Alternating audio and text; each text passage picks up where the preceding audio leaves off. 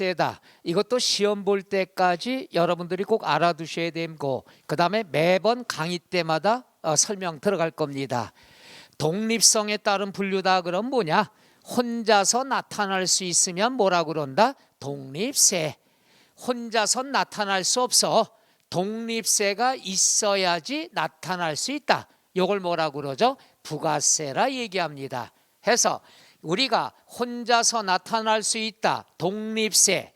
혼자서 나타날 수 없다. 그러면 부가세. 부가세는 쫓아다니는 세금이다. 이렇게 하시면 돼요. 그 다음 독립세다 그러면은 본세다. 이렇게 얘기하면 되죠.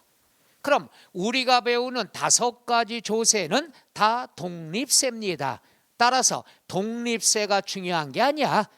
그러면 쫓아다니는 세금 부가세가 중요한 거다. 그럼 부가세는 3개를 써놨습니다마는 2개를 꼭 알아둬야 돼. 하나, 농어촌 특별세.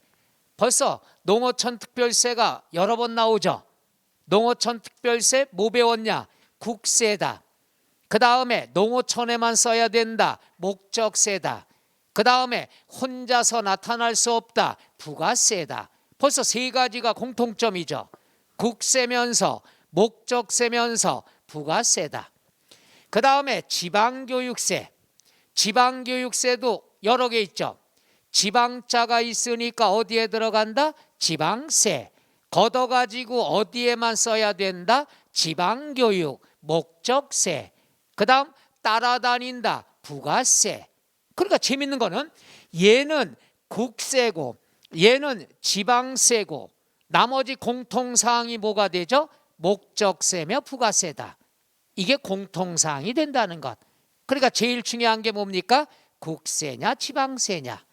그 다음 교육세는 부가세더라. 끝. 이렇게만 알아두시면 돼. 얘는 큰 비중이 없어요. 따라서 부가세는 몇 개를 꼭 알아둬야 된다? 2개를 알아둬야 된다. 농어촌 특별세와 지방교육세. 얘들은 혼자서 나타날 수 있다 없다? 없다. 요거 다음 시간 계속 배우게 됩니다. 요걸 알아두시면 됩니다.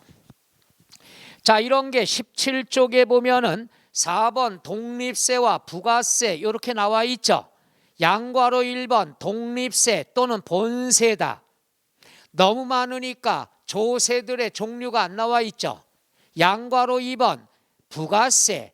부가세다 그러면 쫓아다니는 세금인데 첫째 줄 끝에 국세에서는 교육세와 농어촌 특별세 이 중에서 뭐만 신경 써라? 농어촌 특별세. 그 다음 지방세에서는 하나 지방교육세만 신경 쓰면 된다는 것. 그거 이해가셔요? 그래서 부가세 개념을 알아두셔야 된다. 그 다음에 5번 인세와 물세. 요건 간단히만 보시면 되는데 사람에 대해서 부과한다. 그럼 인세라고 그래요. 물건에 대해서 과세한다. 그럼 물세라고 얘기한다. 끝. 요렇게만 알아두시면 돼요. 언제 배우냐? 재산세 때 자세히 배울 겁니다. 해서 인세다 그러면은 양괄호 1번에 나오죠. 여기는 뒤에 쭉 넘어가서 소득세. 콕 찍어 양도소득세도 얘기합니다. 그 다음에 거기는 없습니다만은 그 다음에 양괄호 2번 물세. 물세다 그러면 2번째 줄에 취득세부터 밑줄 취득세, 등록면허세, 재산세 3가지만 알아두시면 됩니다. 그 다음에 뒤로 넘어가서 6번 종가세, 종량세 체크, 7번 기타 체크. 요것들은 뒤에 가서 배우게 될 겁니다.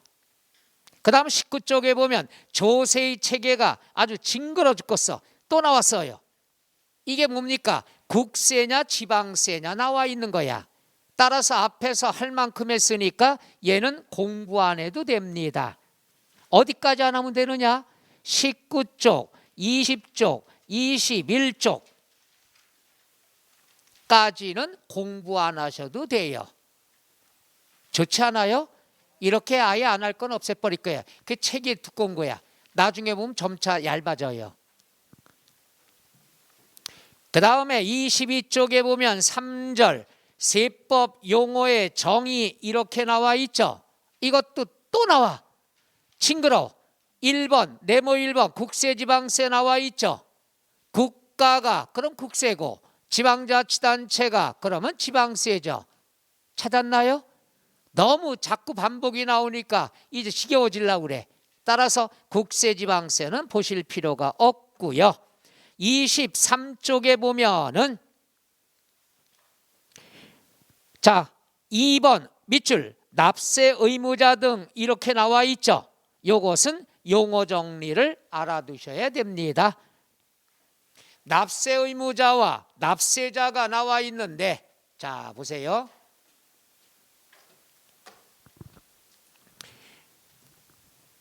자 우리가 요거예요.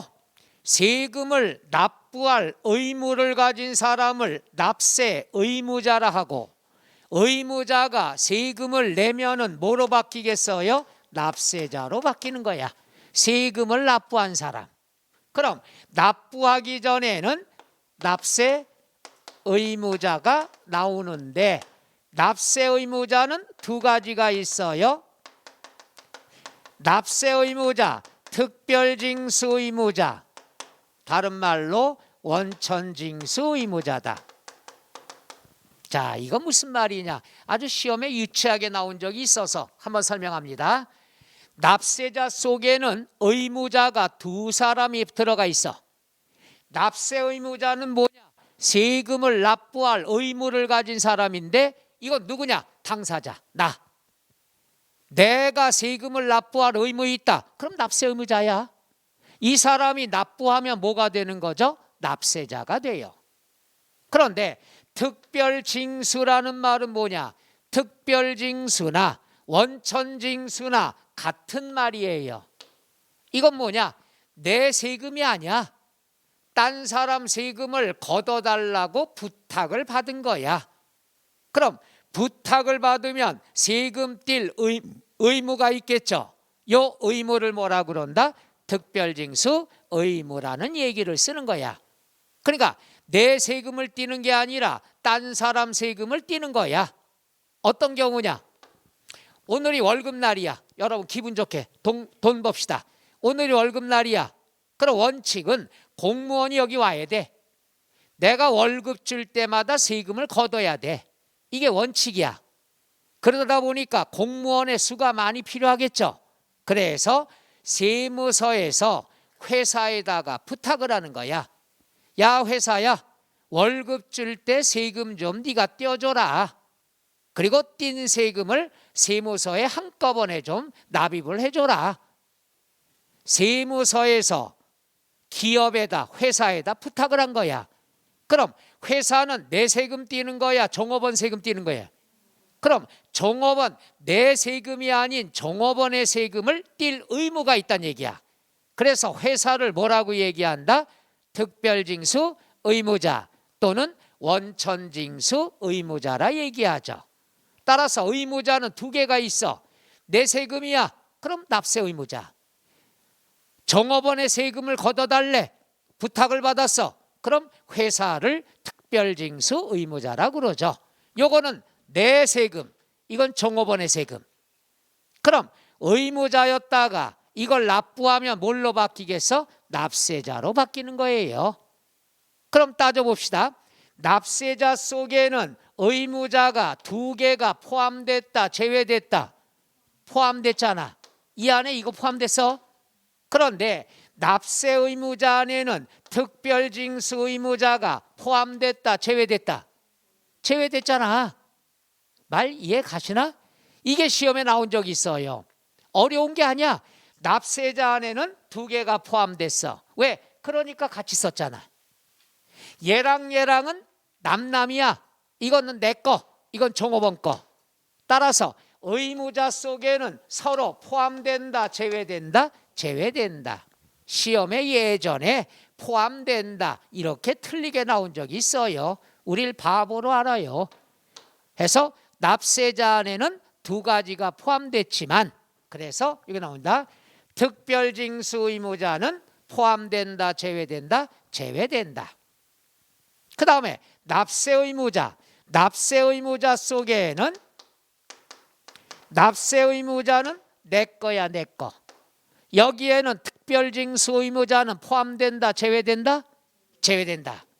그러면 여기는 네 가지가 있는데, 첫째는 본래의 납세 의무자. 본래의 납세 의무자는 나야, 나, 당사자. 그 다음 두 번째는 제2차 납세 의무자는 뭐냐? 본래의 납세 의무자를 가름하여. 가름이란 말이 꼭 들어갑니다. 가름의 뜻이 뭐냐? 대신해서. 그러니까 당사자한테 걷어야 되는데 당사자가 납부할 능력이 안 돼. 네가 능력이 안 되면 2차 납세 의무자한테 걷겠다 이거죠. 이걸 집으로 따져본다면 요거는 남편이야. 그 인간이 사고 쳤어. 그럼 누가 수습해줘? 부인, 배우자. 그럼 당사자가 본래의 납세 의무자, 배우자는 2차 납세 의무자라고 얘기하는 거죠. 그러니까 네가 못 갚으면 2차 의무가 있는 사람한테 걷겠다. 널 가름해서, 대신해서. 그 다음에 연대 납세 의무자. 연대 납세 의무자다 그런 건 동업자를 생각하면 되죠. 동업자 여러 명. 자, 예를 들어서 갑이라는 사람, 을, 병 서로 동업하고 있다. 식당을 해. 근데 여기에 소득세가 10억이 나왔어.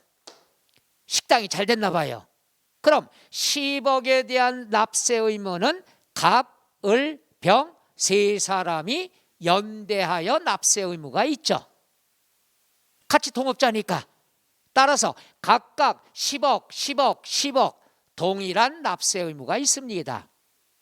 그렇다고 30억 내는 게 아니죠. 이 10억에 대한 것 누구든지 내야 된다 이거예요. 했다가 갑이라는 사람이 납부를 하면은 나머지 사람의 의무는 어떻게 된다? 소멸, 없어지게 되겠죠. 이게 어려우면은 보세요. 요 세 분이 식당 가셨어. 오늘 점심 때 고깃집에 가셨어. 그래갖고 식대가 100만 원 나왔어. 이 정도는 돼야 점심이죠. 아니면 간식이잖아. 그럼 100만 원, 100만 원, 100만 원 각자가 납세 의무가 있는 거예요. 이 중에 이분이 우리 남편 오늘 저기 퇴직했어. 퇴직금 받아왔으니까 일단 내가 쏠게. 나가서 n분의 1로 계산하자고. 그럼 이분이 100만 원 냈으면 나머지 사람은 식대도 낼 필요 있다 없다? 없다. 나와서 정산 들어가면 되겠죠. 주고받고. 이게 연대 납세 의무가 되겠죠. 그 다음 마지막 납세 보증인이 있어요.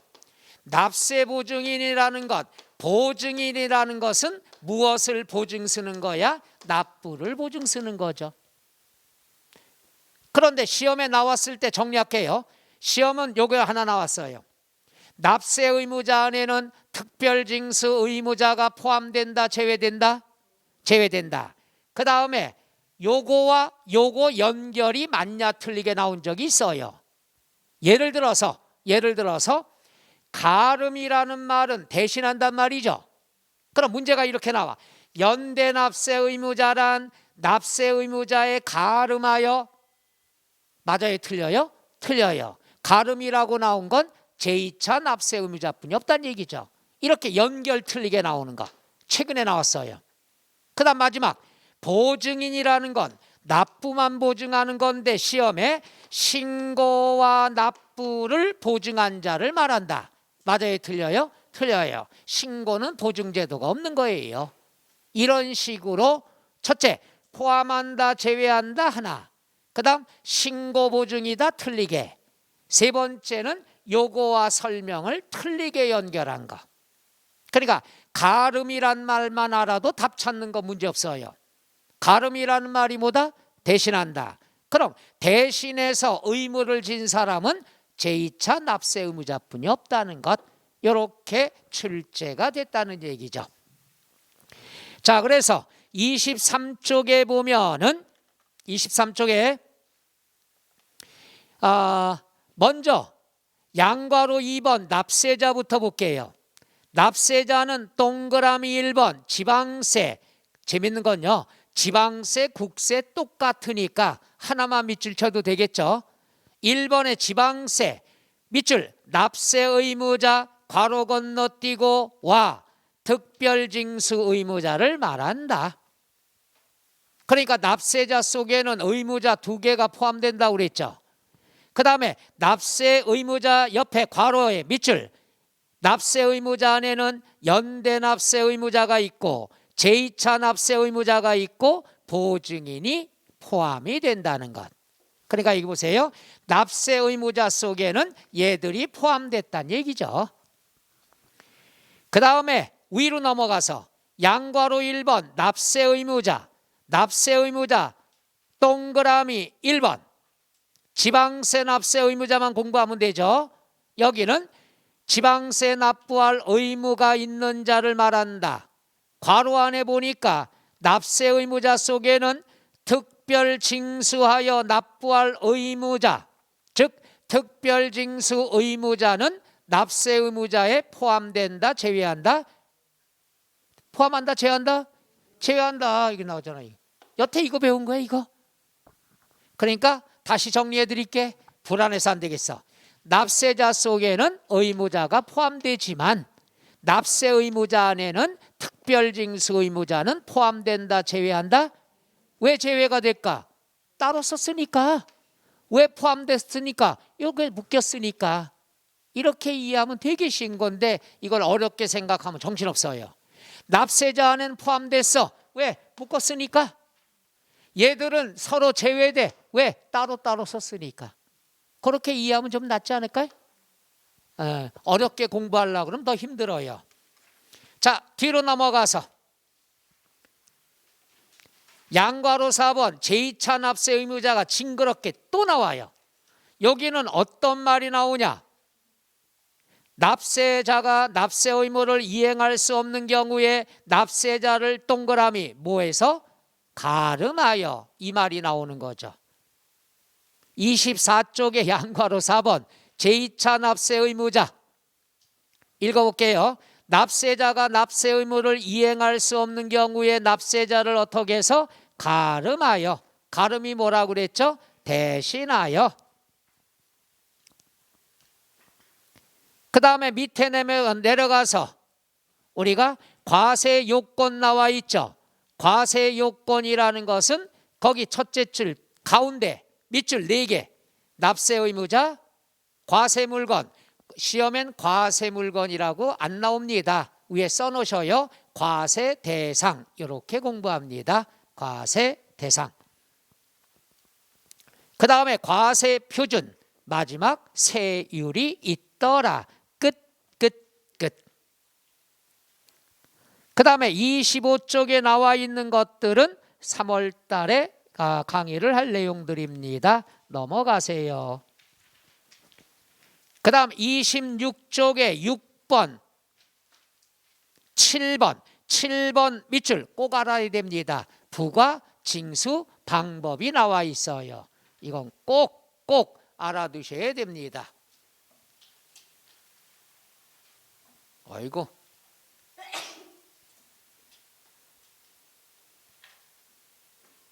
저 내용이 조금 순서가 바뀌어서요. 얘는 어디로 갔어?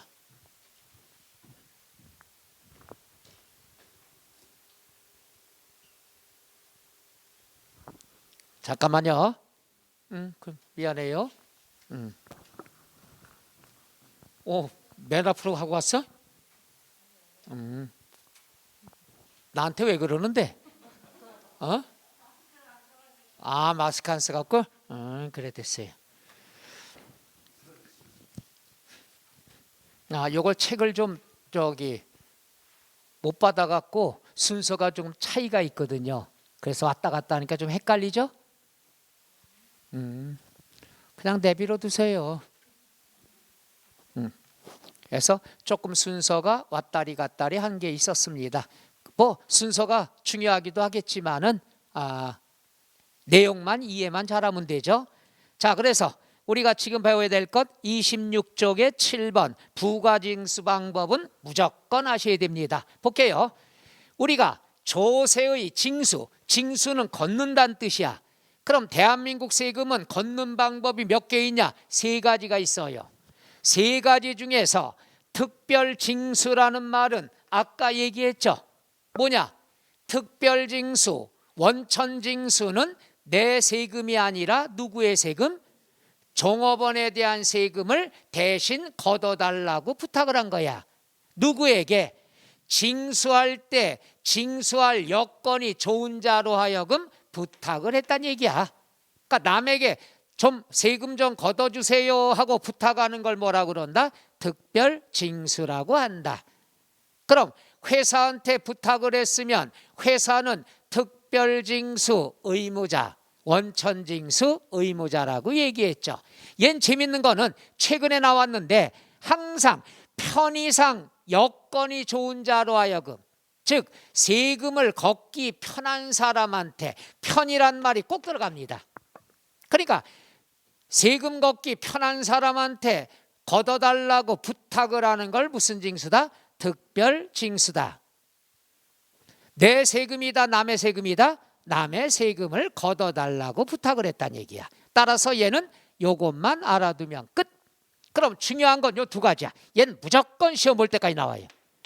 신고 납부해야 되느냐, 보통징수냐. 보통징수 친해져요.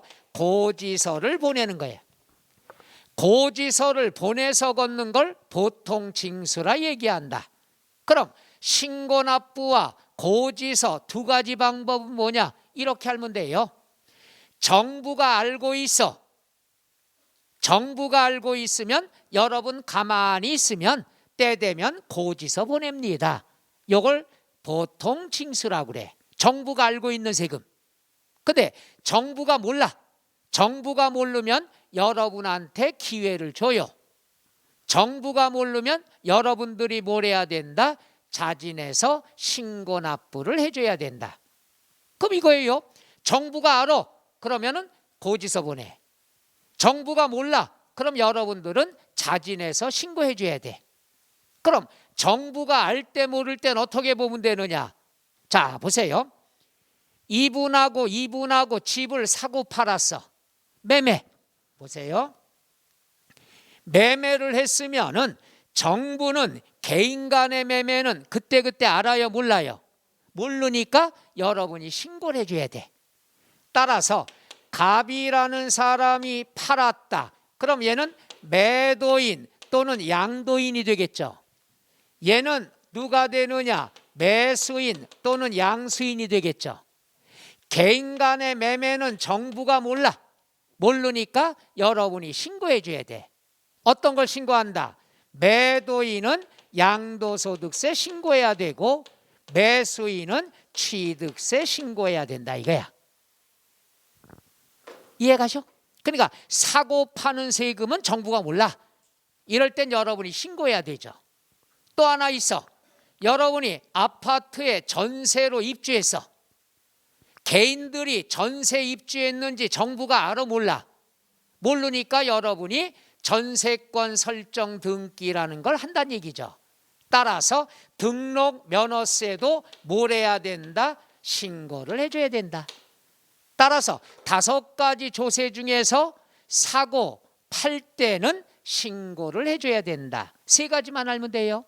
신고 납부는 취득세, 등록면허세, 양도소득세는 반드시 뭘 해야 된다? 신고 납부를 해야 된다. 무조건 시험 볼 때 나옵니다. 그런데 여러분이 보세요. 취득세를 신고했으면 소유권 이전 등기 했겠죠? 그래 안 그래?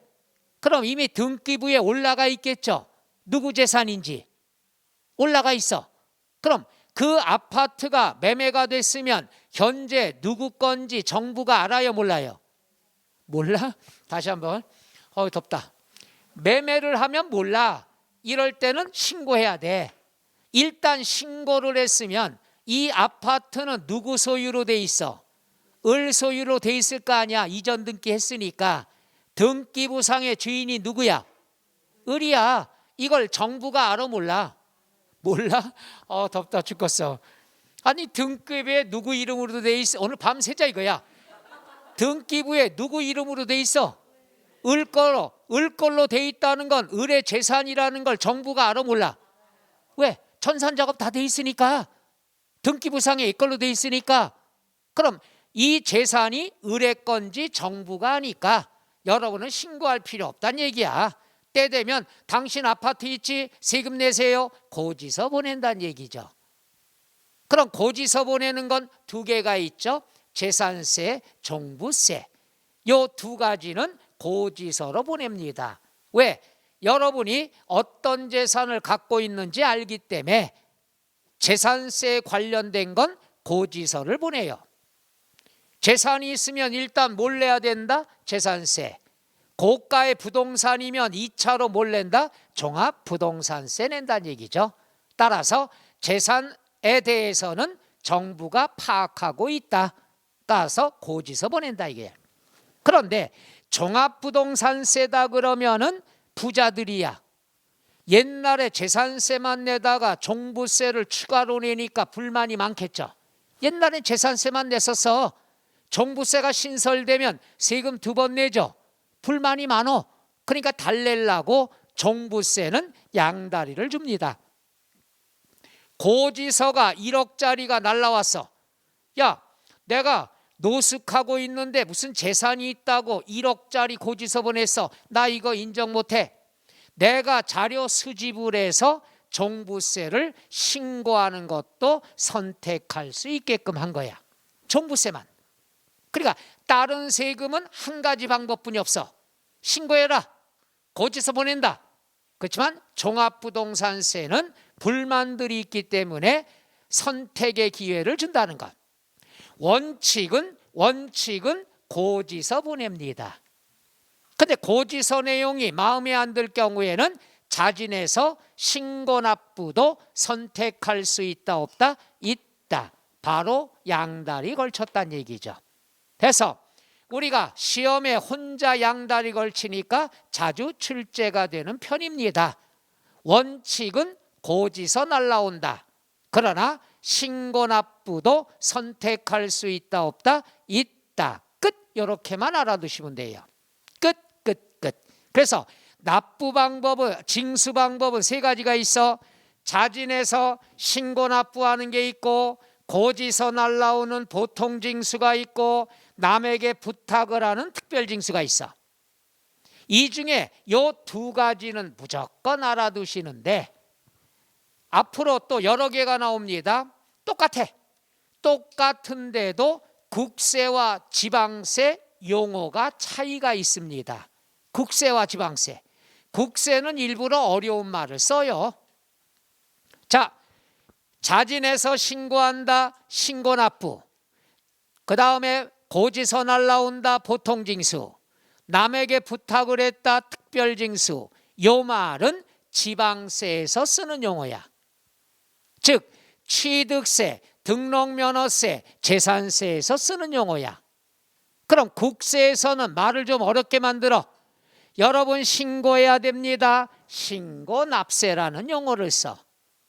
짜증나죠? 신고납부로 통일하면 어때? 꼭 지방세는 신고납부, 국세는 신고납세. 그 다음 고지서 보냅니다. 재산세는 지방세니까 신고납부.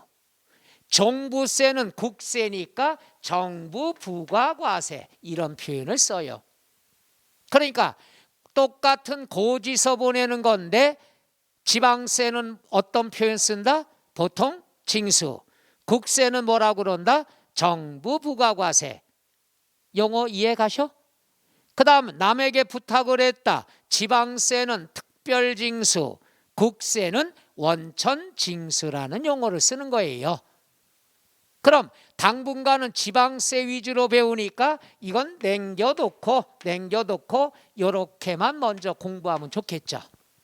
자진해서 하는 걸 뭐라 그런다? 신고납부.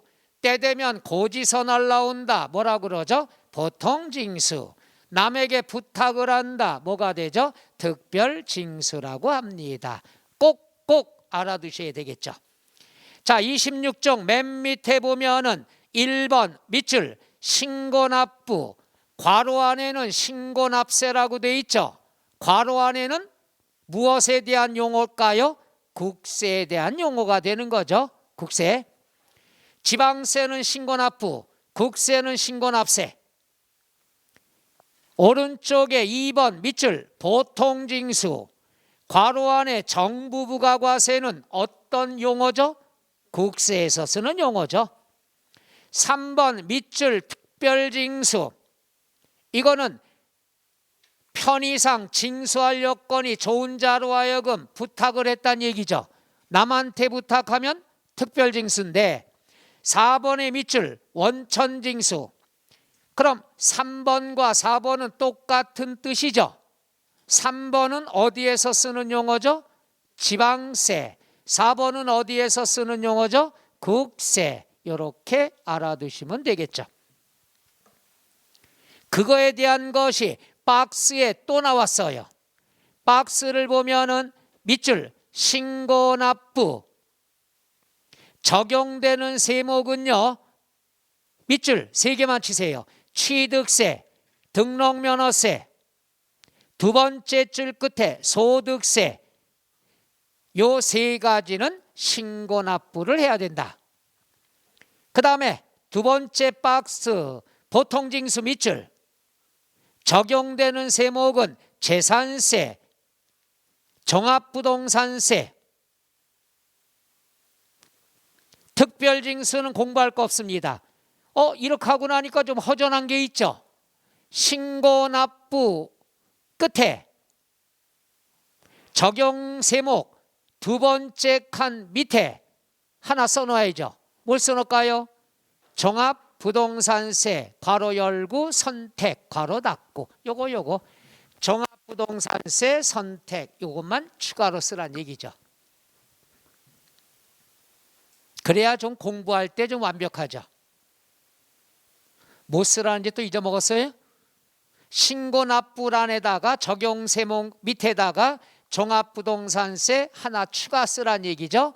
괄호 열고 뭐라고 써라? 선택 괄호 닫고.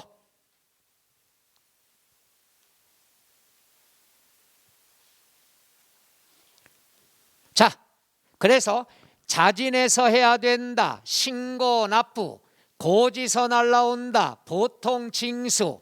일단 지방세 용어만 먼저 알아두시면 됩니다. 그 다음에 27종 밑에 8번에 밑줄 지방세, 가산세 이렇게 나와 있죠. 가산세라는 게 나오는데 지금부터 간단하게 설명을 해드릴게. 보세요. 우리가 금방 배웠어. 신고납부. 신고납부하는 것 중에서 취득세를 한번 예를 들어 볼게요. 잘 봐요.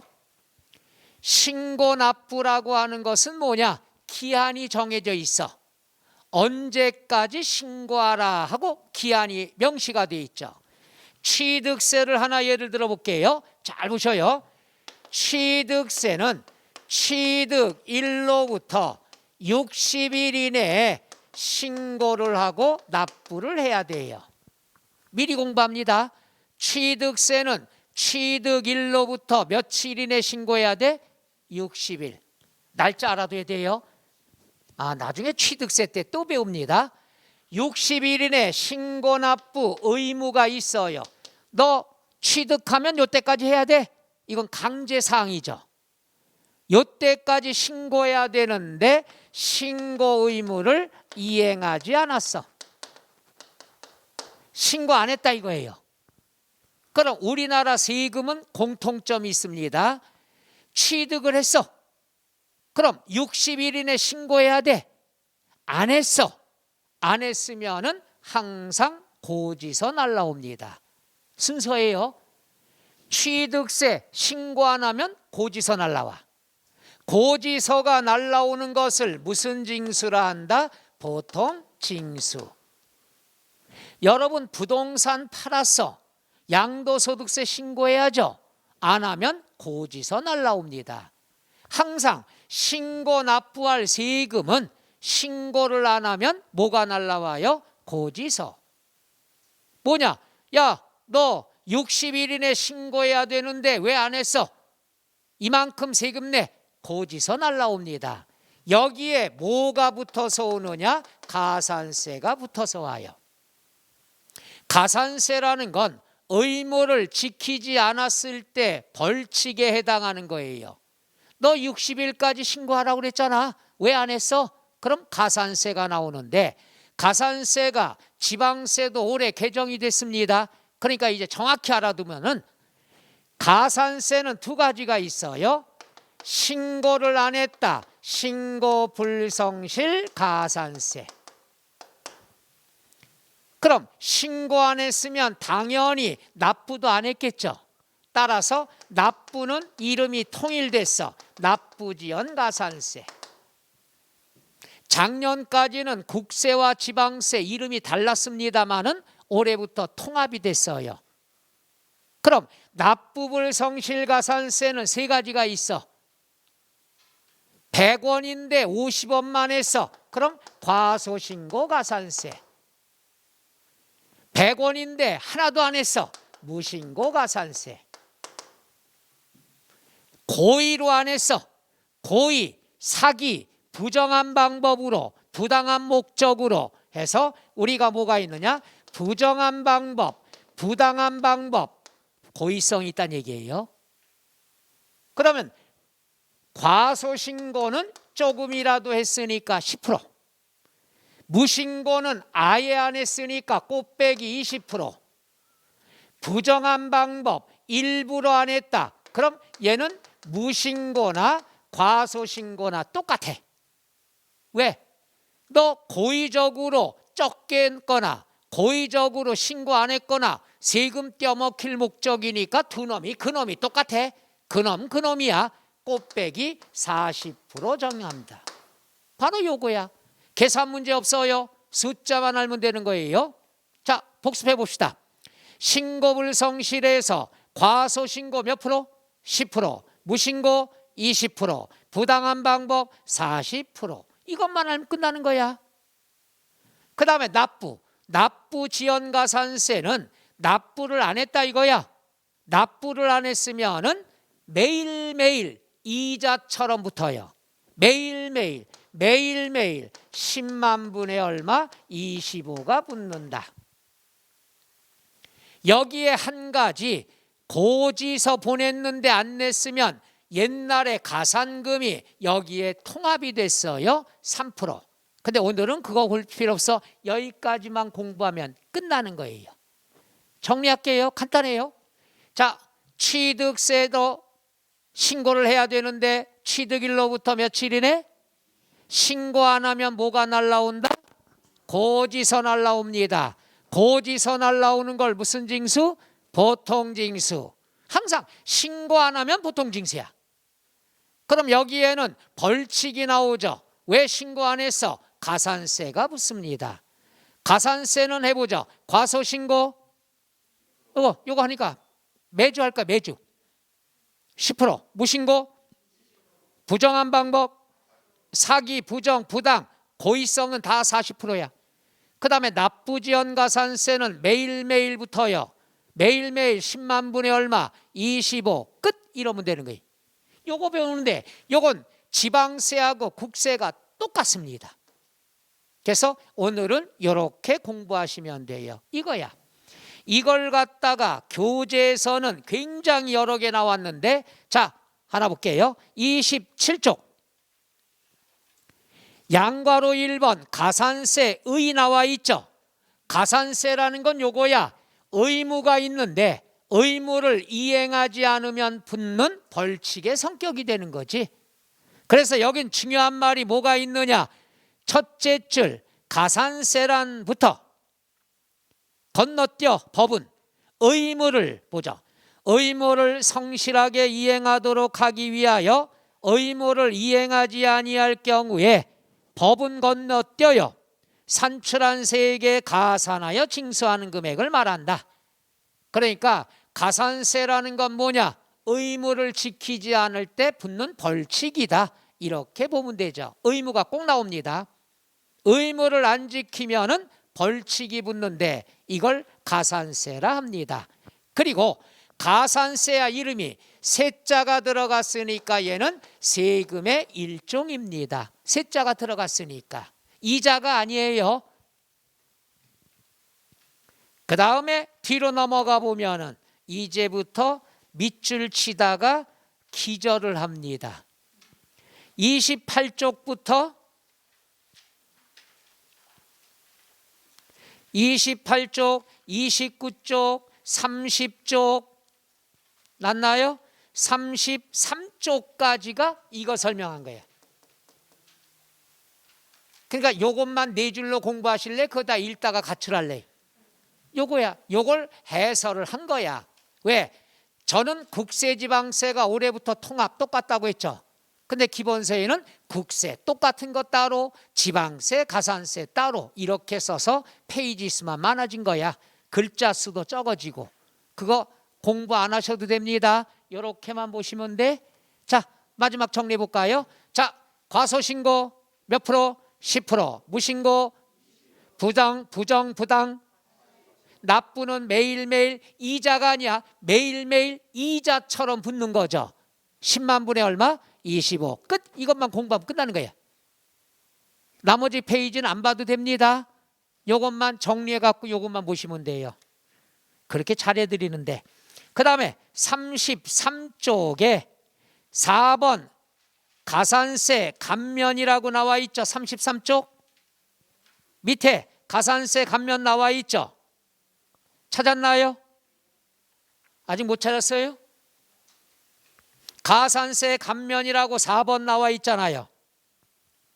찾았어요? 왜 이렇게 불안하지? 오늘 굉장히 불안해. 불안할 때는 한 번 더 복습해야지. 가산세라는 건 의무를 이행하지 아니할 경우에 붙는 거라고 그랬죠. 여기는 국세지방세 똑같아요. 과소신고 몇 프로? 10%, 무신고 20%, 부정 40%, 납부지연가산세는 매일매일 10만 분의 얼마? 그 다음 니은은 아직 3% 몰라도 됩니다. 여기까지 알아두시면 돼. 그럼 요 내용이 지방세도 똑같아요. 볼까요? 과소신고 몇 프로? 10%, 무신고 20%, 부정 40%, 납부는 매일매일 얼마가 붙어? 10만 분의 25, 3% 아직 몰라도 되고. 지방세, 국세 똑같다는 얘기죠. 그 다음에 뭐가 있느냐? 그러면 이제 잘 보세요. 어디 갔나? 불안한데? 이럴 줄 알았어 내가. 그게 여기에서는 빠져 있는데 그거 하나 설명을 해드릴게. 이게 사실 나와야 되거든요. 근데 지금 안 나오고 있어서 올해는 좀 나와야 되지 않겠느냐 하는 게 33쪽의 가산세 감면에 대한 겁니다. 감면. 자, 이제 보세요. 금방 가산세를 배웠는데 가산세라는 게 감면 제도가 있는데 이게 뭐냐? 잘 보세요. 내가 60일 이내 신고하라고 그랬는데 신고 납부를 안 했어요. 그럼 뭐가 날라온다고 그랬죠? 고지서. 그러면 신고 납부 안 하면 고지서가 날라오는데 고지서 받기 전까지 부가 고지하기 전까지 부가라는 말은 고지서예요. 고지서 날라오기 전까지 기회를 한 번 더 주는 거야. 신고 안 했어. 바쁘다 보면 60일 넘어갈 수 있죠. 그러니까 기회를 한 번 주는 거야. 야, 60일 이내 해야 되는데 너 바빠서 못했으면 한 번의 기회를 더 줄게. 늦게라도 신고해. 늦게라도 신고해. 이걸 뭐라 그런다? 기한 후 신고라고 얘기해요. 뭐라 그런다? 그런데 기한 후 신고를 할 때는 에이 어차피 늦은 거 나 5년 있다 하지. 안 돼요. 고지서가 날라오기 전까지는 기회가 있어. 근데 고지서가 날라왔어. 야, 너 왜 신고 안 했어? 고지서 날라오면 신고 더 이상 안 돼요. 그때는 고지서에 나온 금액만 납부하면 끝나는 거야. 그러니까 맥시멈이 언제까지라고 그랬죠? 고지서 날라오기 전. 이걸 우리가 어려운 말로 부가고지 하기 전까지. 그럼 고지서 날라오기 전까지는 늦게락도 할 수 있는데, 그럼 뭔가 상을 줘야 될 거 아니야. 그럼 지금부터 잘 보세요.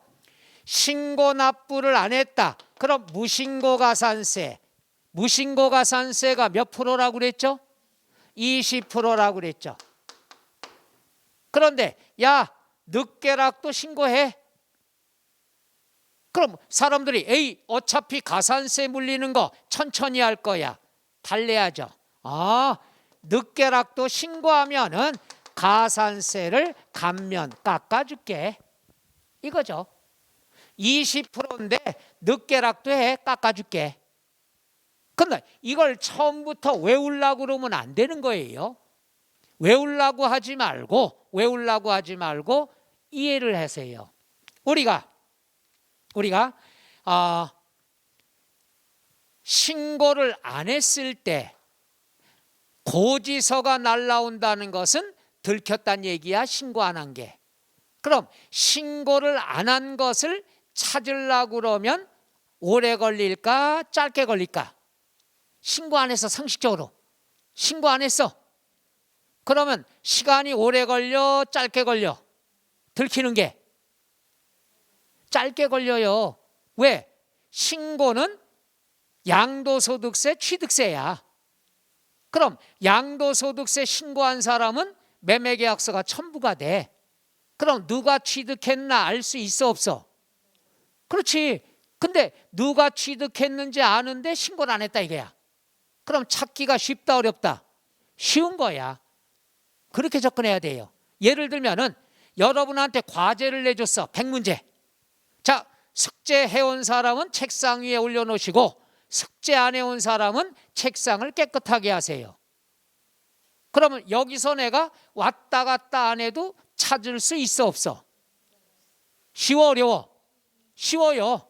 여기서 보면 아니까. 책상 위에 올려 있으면 한 거고 아니면 안 한 거니까. 따라서 이런 경우가 6개월이 걸려요. 몇 개월 걸려요? 그러니까 취득세가 취득일로부터 60일 이내 신고해야 되는데 안 했다. 그러면 6개월 뒤에 고지서 날라온다는 얘기야. 찾는데 6개월뿐이 안 걸려요. 그럼 얘는 언제까지 해야 돼? 늦어도 6개월 이내 해야 된다는 얘기야. 왜? 6개월 지나면 고지서 날라오니까. 이렇게 접근하셔야 쉬워. 외우지 말고. 무신고가 됐으면 찾기가 쉽다 어렵다? 쉽다. 몇 개월 걸린다? 6개월 지나면 고지서 날라와. 고지서 날라오면 신고할 자격도 없어. 그러니까 6개월 이내 해야 돼. 그러면 6개월 이내 하면은 깎아주는데 몇 프로 깎아주는 거냐 그러면 6개월 이내 했을 땐 20% 깎아줍니다. 그러니까 20%라는 건 무신고가 20%잖아. 요거에 20%니까 결국 몇 프로 깎아주는 거야? 4% 깎아주는 거예요. 이해 가셔? 무신고 가산세가 20%잖아. 늦게락도 신고하면 가산세를 깎아주는 20%. 그럼 20%에 20%니까 몇 프로야? 4%가 되는 거지. 20%에 곱하기 20%가 왜 4%가 되는지는 절대 질문하지 말아요. 오늘 밤새. 그랬다 요게 신설된 거야. 야, 빨리 걷자. 왜? 세금은 빨리 걷고 싶은 거야. 그러니까 요게 추가된 거야. 야, 3개월 이내에 그러면 30% 깎아줄게. 공부하기 편하라고.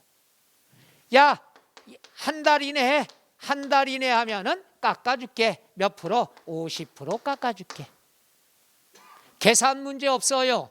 그냥 이걸 갖다가 1개월 이내, 3개월 이내, 6개월 이내 외우려고 그러면 안 돼. 신고 안 했으면 뭐가 날라온다? 고지서. 그 기간이 몇 개월 걸린다? 6개월. 그럼 6개월 이내, 그 다음부터는 반만 자르면 되잖아. 6개월 이내, 3개월 이내, 1개월 이내, 2, 3, 5 이러면 되잖아요. 그렇게 하면 외우지 않아도 되는 거야. 언제 몇까지 해야 된다? 6개월 이내. 그 다음에 반반씩 쪼개면 되는 거니까. 이걸 기한 후 신고. 그런 다음에 어려운 거 나갑니다. 어려운 거. 기한 후 신고에서 중요한 것은 가산세를 감면을 해주는데 신고 관련 가산세만 깎아주는 거야. 즉 이게 뭐야? 기한 후 신고죠. 기한 후 신고니까 납부와 관련된 가산세는 감면 혜택이 있다 없다? 없어요. 신고니까 신고 관련 가산세만 깎아주는 거야. 오케이? 그 다음에 두 번째, 납부를 안 했어도 감면은 해줄 수 있다. 이건 뭐냐? 신고만 해. 그러면 납부 안 해도 깎아주겠다는 얘기야. 가산세. 이게 굉장히 무서운 말이에요. 뭐냐? 신고만 해.